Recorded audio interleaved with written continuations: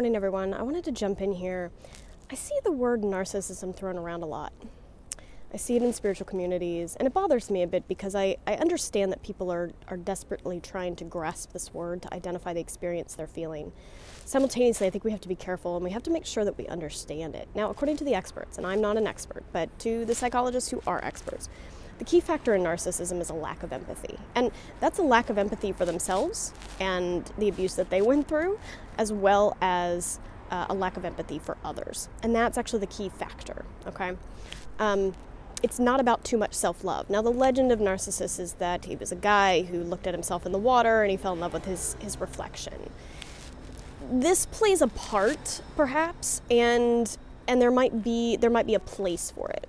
But to say that sacrificial love doesn't exist would be misleading as well. I think both self-love and sacrificial love are both things that need to be nuances within our existence of love. So, what is too much sacrificial love? Well, too much sacrificial love actually becomes martyrdom, right? So it's basically saying your greatest achievement is to the death, right? To the point where there may not be any self-love, right?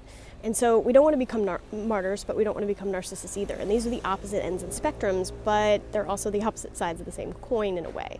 And when we talk about rebalancing, when we talk about healing, when we talk about justice, which justice is rebalancing, I've said that before, we have to find sort of a balance between the two, right? The idea of considering others and loving others and doing things for them and for their sake, as well as for ours. A healthy self-love, right? A self-edification and confidence, right?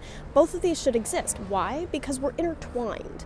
We ourselves are relationships of energy, which means we are meant to be in relationships of energy with others, which means we're wired for connection, right? So it's about the nuances of these things.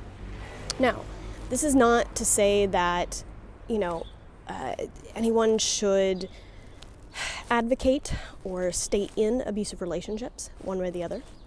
And everyone has to decide for themselves where the line is and what they can survive and what they need, right?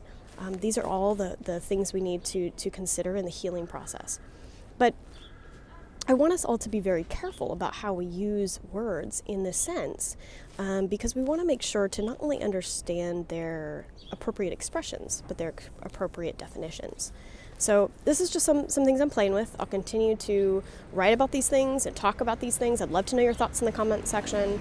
And I hope that you're having an amazing, beautiful day. May you live and move and have your being.